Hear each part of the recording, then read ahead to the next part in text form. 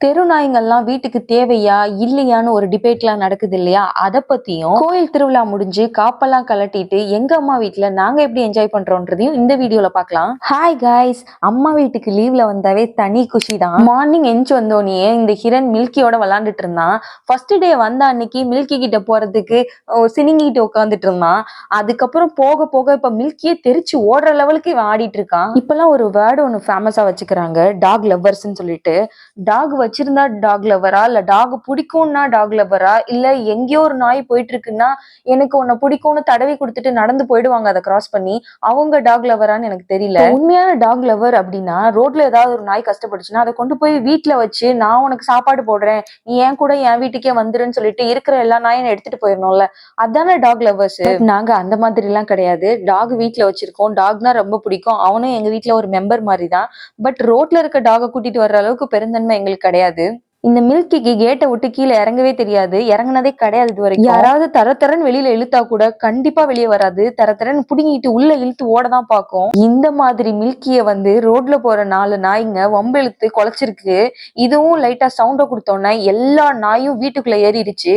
அங்க இருக்கிற கேட்டுக்குள்ள இருக்கிற ஸ்பேஸ் வரைக்கும் ஏறி வந்து மில்கியை கடிச்சு மூஞ்செல்லாம் கடிச்சு ரத்தம் வந்து அதுல இருந்து ஒரு 2 பல்லையும் உடைச்சு எடுத்துருச்சுங்க. இது நடந்ததுனால டாக்டர் கிட்ட எடுத்துட்டு போயிட்டு ரொம்ப சீரியஸா அதுக்கு ட்ரீட்மெண்ட் பண்ணி அதுக்கப்புறம் தான் இப்ப இது சேஃபா இங்க இருக்கு.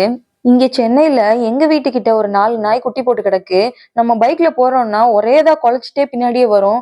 இதுல அது குலைக்கிறதுல பயந்துகிட்டு நம்ம வண்டியை கீழே விட்டோம் அப்படின்னா நம்மளும் கீழே விழுவோம், நம்ம முன்னாடி இருக்கிற குட்டி பையனும் சேர்ந்து விழுவான். யார் யாரெல்லாம் நாய்க்கு அக்கறைப்பட்டு சாப்பாடு எடுத்துட்டு போறாங்களோ அவங்க அந்த நாயை வீட்டுக்கு எடுத்துட்டு போய் நல்லா சாப்பாடு போட்டு உபசரிச்சு பாத்துக்கிட்டா இன்னும் பெட்டரா இருக்கும். காப்புலாம் கலட்டினதுக்கு அப்புறம் என்னடா வெஜிடேரியனுக்குள்ள மார்க்கெட்ல வர்றோம்னு தானே பாக்குறீங்க. ஆக்சுவலா இது வந்து மேலூரோட மார்க்கெட்டு. எம்டியா இருக்கிறதுக்கு காரணம் என்ன தெரியுமா? இன்னைக்கு மார்னிங் அங்க இருக்க கோயில்ல காப்புலாம் கலட்டி இருக்காங்க. இங்க யாரும் வெஜிடேரியன் வந்து ரொம்ப சாப்பிட மாட்டாங்க, அதனால ஃபுல் கடையும் காலியா இருக்கு. இதை தாண்டி வெளியில நான்வெஜ் எவ்வளவு கூட்டம் இருக்குன்னு பாக்கலாமா? ஒரு 3 to 4 இயர்ஸ் முன்னாடி இந்த மாதிரி மார்க்கெட்லாம் கிடையாது. ஃபர்ஸ்ட் ஸ்டார்டிங்ல இருக்கிற மாதிரி குட்டி சந்து மாதிரி இருக்கும், 2 பக்கட்டும் காய் வச்சுட்டு உட்காந்துட்டு இருப்பாங்க, அதான் மார்க்கெட்டா இருந்துச்சு மேலூர்ல. நான் வந்ததுக்கு அப்புறம் எப்படித்தான் இந்த மேலூருக்கு டெவலப்மெண்ட் இருக்கும்னே தெரியல, நல்லா டெவலப் ஆகுதுங்க. இப்ப பார்த்தா மார்க்கெட்னு சொல்லிட்டு ஒரு பெரிய ஸ்ட்ரக்சரே கிரியேட் பண்ணி வச்சிருக்காங்க. நம்ம நான்வெஜ் வாங்க போற வழியிலேயே வந்து வெங்காயம் தக்காளி எல்லாம் வாங்கிட்டு போயிடலாம்னு சொல்லிட்டு நின்று வாங்கிட்டு இருந்தாங்க. ஃபிஷ் வாங்குற இடம் வந்துருச்சு. இந்த மார்க்கெட்டை தாண்டி வந்தோம் அப்படின்னா பேக் சைட்ல ஃபிஷ் எல்லாம் ரோட்ல வச்சு விற்பாங்க. இங்க கடல் மீன்லாம் ரொம்ப கிடைக்காது, கிடைக்கும் ஆனா ஐஸ் வச்சுதான் கிடைக்கும், ஃப்ரெஷ்ஷா உயிரோட எல்லாம் கிடைக்காது. எங்க அம்மா மேக்சிமம் இங்க இருக்கிற ஏரி மீன் இந்த மாதிரி தான் வாங்குவாங்க. மீன் எப்படி உயிரோட சும்மா துள்ள துடிக்க இருக்குதுன்னு பாருங்க. இந்த மாதிரி டேஸ்டும் வேற லெவல்ல இருக்கும். நான்லாம் உயிரோட மீன் வாங்குறதே பெரிய விஷயம்னு சொல்லுவேன். எங்க அம்மா என்னடானா உயிரோட இருக்கிற மீன்லயும் எது கொஞ்சம் கருப்பா இருக்கு, எது கொஞ்சம் வெளிச்சமா இருக்கு அப்படிலாம் பார்த்துட்டு இருந்தாங்க. கொஞ்சம் சிவப்பா இருக்கிறதுலயே அந்த கில்ஸ் எல்லாம் விரிச்சு பார்ப்பாங்கல்ல, அதெல்லாம் வேற பார்த்துதான் வாங்கினாங்க. எல்லாம் 2 கிலோக்கு மீனை எடுத்து எடுத்து உயிரோட எடுத்து போட்டாங்க. அதுவும் நல்ல மீனா போடுங்கன்னு சொல்லி வாங்கினாங்க எங்க அம்மா. இங்க வாங்கின மீனை ஒரு 20 ரூபாய் கொடுத்து நம்மளே கிளீன் பண்ணிக்கலாம். அதனால 2 பேரும் கிளீன் பண்ணி எல்லாம் ரெடி பண்ணி தந்தாங்க. அது வரைக்கும் நான் நின்று எங்கெங்கெல்லாம் வந்து மீன் நல்லா துடிக்க துடிக்க இருக்கு அப்படின்னு வேடிக்கை பார்த்துட்டு இருந்தேன். நெக்ஸ்ட் கொஞ்சம் தக்காளி எல்லாம் வாங்கிட்டு போற வழியில என்னென்னலாம் தோணுதோ எங்க அம்மா அப்படி அப்படியே வண்டியை நிப்பாட்டுன்னு சொல்லி வாங்கி வாங்கி உள்ள போட்டுக்கிட்டாங்க. மேலூருக்குள்ள மார்க்கெட்டுக்குள்ள வந்தா போதும், என்ன திங்ஸ் வேணாலும் சிக்கனு மட்டனு ஃபிஷ்ஷு எல்லாமே காயில இருந்து எல்லாமே வாங்கிக்கலாம். நெக்ஸ்ட் என்ன, வாங்கிட்டு வந்த மீனை அவங்க பாதி வெட்டி கொடுத்துட்டாங்க ஆல்ரெடி. ஆனா எங்க அம்மா இன்னுமே கிளீன் பண்ணதுக்கு அப்புறம் தான் இதை யூஸ் பண்ணுவாங்க. அதனால எங்க அம்மாவுக்கு எவ்வளவு சாட்டிஸ்ஃபை ஆகுதோ அவ்வளவுக்கு உட்காந்து கிளீன் பண்ணுவாங்க. ஆக்சுவலா இவன் தூங்கிட்டு இருந்தான், அதனால நாங்க போய் மீன் வாங்கிட்டு வந்துட்டோம். வரும்போது கட் பண்ணியே வாங்கிட்டு வந்துட்டோம், உயிரோட வாங்காம. அதனால வெட்டின மீனா இருந்தாலும் பரவாயில்ல கொடுங்கடா விளாண்டுட்டு தரேன்னு உட்காந்துட்டு இருந்தான். மீன் ஆயிரதெல்லாம் முடிச்சுட்டு கழுவ ஆரம்பிச்சுட்டாங்க. இந்த ஹிரண் என்னடானா விளாண்டுட்டு இருந்தவனை போய் எங்க அம்மா கண்ணை கொடுத்தாங்க, இதுதான் ஃபிஷ்ஷோட கண்ணு வச்சு விளாடுன்ட்டு.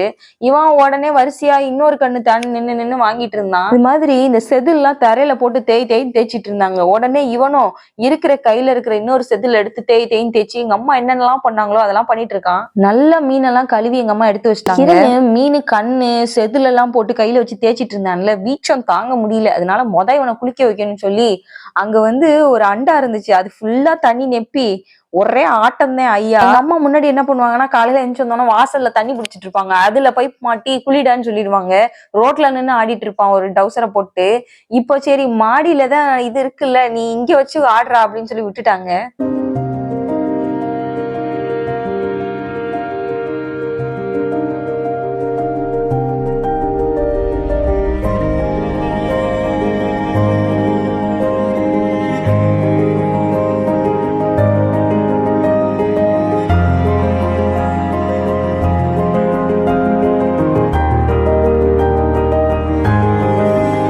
என்னோட ஐமா வீட்டுக்கு போனாலும் அங்க ஒரு டப்பு வச்சிருப்பான். அங்கேயும் சரியான ஆட்டம் போடுவான்.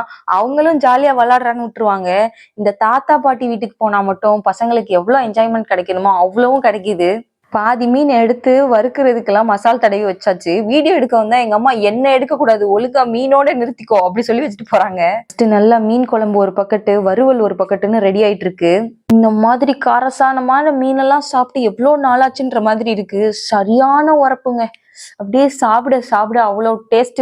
வயிறு முட்டை சாப்பிட்டு தரையில படுத்து அப்படி சில்லுன்னு தூங்கினாவுல இருக்கு. எங்க அம்மா வீட்டோட ஸ்பெஷலே அதுதான். இந்த வீடியோ உங்களுக்கு பிடிச்சிச்சுன்னா மறக்காம சப்ஸ்கிரைப் பண்ணிடுங்க.